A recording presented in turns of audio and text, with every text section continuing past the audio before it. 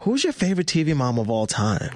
My favorite TV mom of all time would be, I would be cheesy and go along the line and say Claire Huxtable? Not really. Oh, wow. Okay. I feel like there's a lot of people's like number one.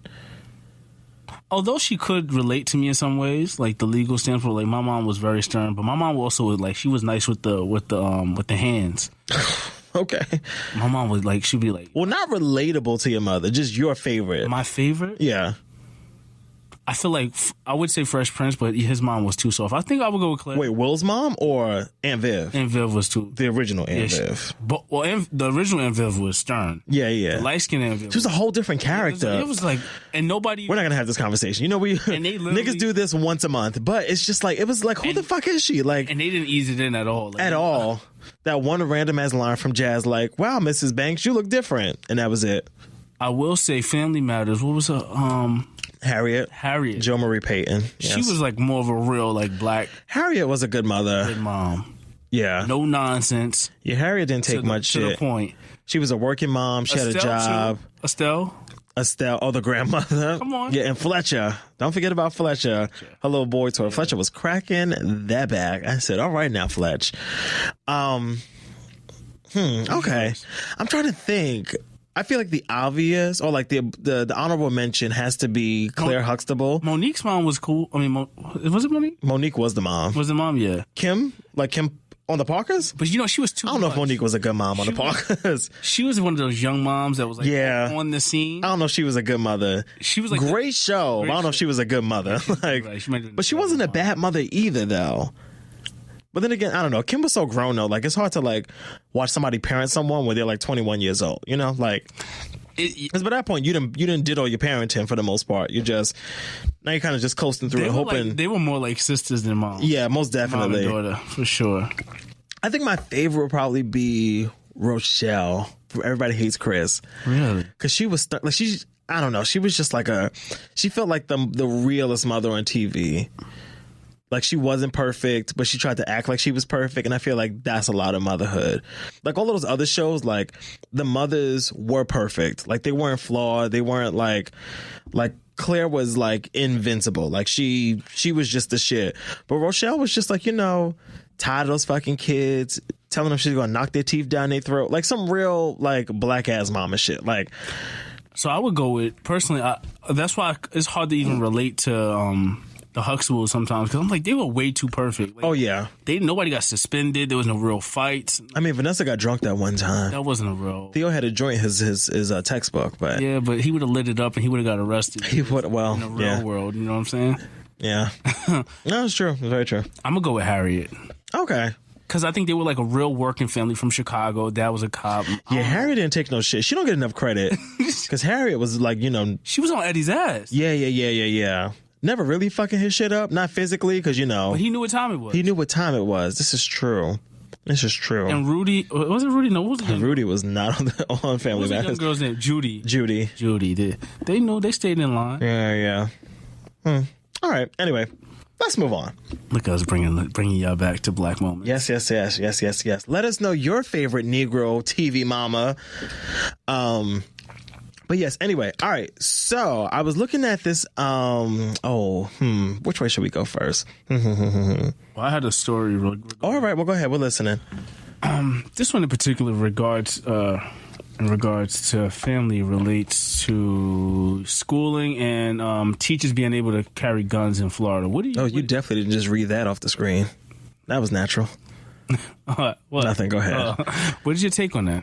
On teachers carrying guns? Florida teachers being able to carry guns. Thank God I don't live in Florida. So the only reason why is because there's always a mass shooting in school, or not a mass shooting, but there's always some type of shooting in the school, as we can see weekly in the United States, which is crazy.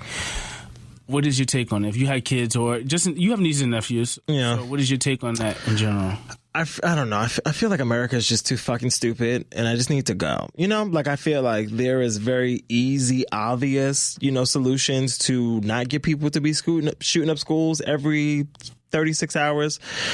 But, like, they don't, like, whoever's in charge thinks the obvious idea apparently is not a good idea to them because they'd rather just be like, oh, let's give teachers guns. Or like, what was that thing where they were like trying to, there was one school, they were going to give the teachers rocks to throw if there was like a gun in it, just like some stupid shit. And it's just like, to answer your question, I think it's dumb. Theo, I think it's the dumbest thing I've ever heard in my life. But why is that?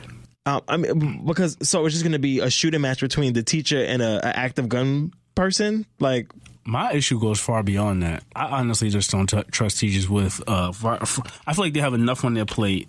I mean that too. Because like I remember confrontation. I don't know. I feel like we had this conversation. Maybe it was here. Like I remember having confrontations with teachers in high school. Yeah. Like adult. Because at the point, let's be real. Once you like 14, you're almost an adult. Oh yeah. So you're not acting like it, but you can go back and forth with an adult. So imagine being a high school student going back and forth with your teacher. I ain't feel like doing my homework, miss, sir. Or your gym teacher. I don't feel like getting dressed. Bam, capping that ass. And I'm like, word? I bet. Yeah. This is the 5th time this week. And they go get the hammer from under their desk. Yeah. I just have a weird thing about guns anyway. Like, even with, like, I get it, the right to bear arms and all of this other shit, blah, blah, blah. But I don't know why we can't. I'm just not into guns. We pay so much in taxes. Why can't we just officially hire real security guards that's able to carry guns inside? Yeah. Or have someone armed that can diffuse the situation if there's need be. Not having the teacher do multiple jobs. They can barely get money for books like pencils, right? But they want you to hold a firearm. I don't know. See, and now I'm conflicted, but I'm not conflicted because what I was going to bring up was that story about, you hear about the story about Bun B and the home invasion? No, that was crazy. That was crazy. So like briefly, so there was a story about Bun B. His house was getting robbed.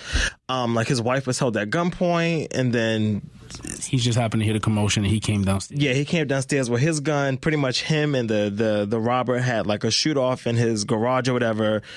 But in my mind, I was thinking like, oh, you know what? That's a good reason to have guns so that you can protect yourself. But if no one has access to guns, then you don't have to protect yourself from guns with guns because no one has access to guns. So, however, I do think that we should exercise our right to carry arms. See, I don't know. Again, like I see the point of it, but I only see the point of it because of the point of it. Like people only really have guns to protect themselves from other people who sometimes usually have guns, you know? Right, so what do you do in a situation where there's someone who is... Sorry, you know what? I take that back. Not even guns, but like... I'm more like semi-automatic weapons. Like if you want like a shotgun or you want some shit where it's like, I guess like a pistol where it's like, you don't have to... You shouldn't be getting off like, 8 shots in 30 seconds. Like that's where I'm at with it. But... Okay. Yeah. So where you at with the... you bring valid point. Because, I mean, what about the time... When there's a time when someone who's misusing their weapon... What do you mean? I don't know, like a crazy military veteran or someone decides, to go and pull out a handgun in the middle of a bank or some shit like that. And that's my problem with it, That's my thing with it. Because I feel like you can bear arms without actually having a gun, right. But I don't know. It's too complex of a conversation, but I 100% do not think guns should be in school. But I 100% think that teachers in particular shouldn't be the ones who are forced to be dually trained with knowing how to fire a weapon and also make sure that the lesson plan is good for the year's curriculum. Yeah, it sounds bad to think like this, but then again, I won't even say it. But and it's just like two last. Because honestly, where it really sealed the deal for me was because people were getting shot and like all these active shootings and Columbine and at malls and shit, and I was like, okay, this is getting out of hand. And then them 20 little white kids and Sandy Hook died 10 years ago, more than 10 years ago now probably, and America was just like, well, that sucks. Better be better prepared for kindergarten next time. And it's just it's just this place does not give a fuck at all. So I'm like, all right. And why haven't there been?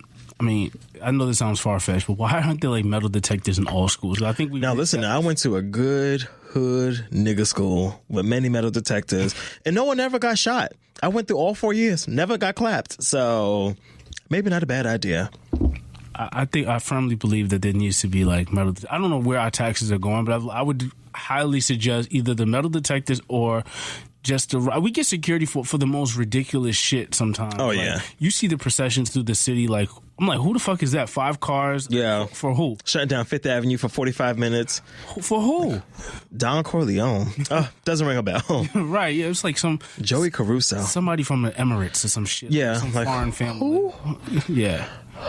Who? Right. I don't know who that is. One of the words of Snoop Dogg. Who? But yeah, it's this place is a fucking mess, and that's why I would like to leave. But I really have no other place to go. So this is it. Here's where I'm stuck. Where's Michael Jackson? This is it. This is it. Yeah. Here I stand. What other stories? You want? I'm the light of the world. All right. So I was watching. Sorry. Brain fart. So I was watching this thing the other day. I was trying to think of what I was watching. I feel like it was Wendy or The View. I was watching something in Hot Topics, but they were talking about this new Bachelor. Now, I don't watch The Bachelor because, no. But there's this new Bachelor apparently. And I think this is on the current season of The Bachelorette. And this nigga has 114 kids. Now, I said, wait a minute. This is not making any sense. But apparently... he was a sperm donor back in college. And I guess he was just, taking frequent trips to, wherever a sperm donor facility, and now has 114 kids. So at first I was thinking even the idea of donating sperm, in or out. You asking me? Yes. Yes, I'm asking you. I'm going to say no off the rip. No. What is your reasoning behind this? My reason for that is I'm very not that I'm stingy, but I'm very no. Listen. No, I hear you. I'm very attached to what I do, what I create, and what I stamp my name and my body on. I don't know how that sounds. Not to say ownership, like even if a relationship, but if I'm going to invest in something, I'm going to go all the way with it. Like that's fair. So with knowing that I possibly could create something, I would want to be there for it. For the long haul. Yeah, there through thick and thin. Right. Yes. But in the case that it was somebody close to me, significant, who really needed, I grew up around brothers, so I for the most part, not to my knowledge, I don't have that issue. Yeah. I mean, so far everybody's been good. What issues? Procreating. Got you. So. But if there was a situation where that was the situation where they needed someone to donate, maybe. But I mean, the idea of it would still bother me. And I think that would loom in the back of my head that, oh, wow, you kind of have a kid out there that's yours. Yeah. I mean, a kid. Imagine 114. Right. Yeah, no, I feel the same way. I felt bad because, again, it does feel selfish because a part of you is you want to help people that possibly maybe can't, procreate on their own. But then it's also 114. So imagine if you were doing this when you were 21, you could literally have a 12-year-old kid running around right now and you'd have no idea. Imagine just being on the train and just sitting across from someone that has your same exact face. And that would be weird enough as it is because, people have these weird doppelgangers. We're all related somehow, some way, diasporically. But to actually know that you could have a mini me running around and you never know who it is, I feel like that would be too weird for me. And I would always be wondering about this child. Because it's your child. I mean, it's technically not your child, but it's your child. It's your seed. It's your genetics. This is your parents' grandchild. This is your siblings, nephew or niece. Even though it's not your kid, that's your kid. So this is and maybe because I'm scientifically, this is a touchy subject. Because scientifically, I'm not able to break this down with my thinking right so fast right now. Well, tell me what you're thinking. So hold on. To my understanding, Kim Kardashian and Kanye West just had a surrogate, which is to carry a baby for them. Yeah. So they're able to have kids together. So biologically, the kid is there because it's Kim's egg and Kanye's sperm. So that's a different scenario versus someone who can't create at all, if I'm not mistaken. Yes, exactly. Right. So to piggyback on that before I lose my train of thought. No, go ahead. I'm with that a surrogate because I know someone who had that situation, and even was it embryo? Are they rich? No, but that's interesting. Oh no, it was not that. they had a surrogate, but they had someone implant. They had like an implant. What do you call that? Fucking IVF.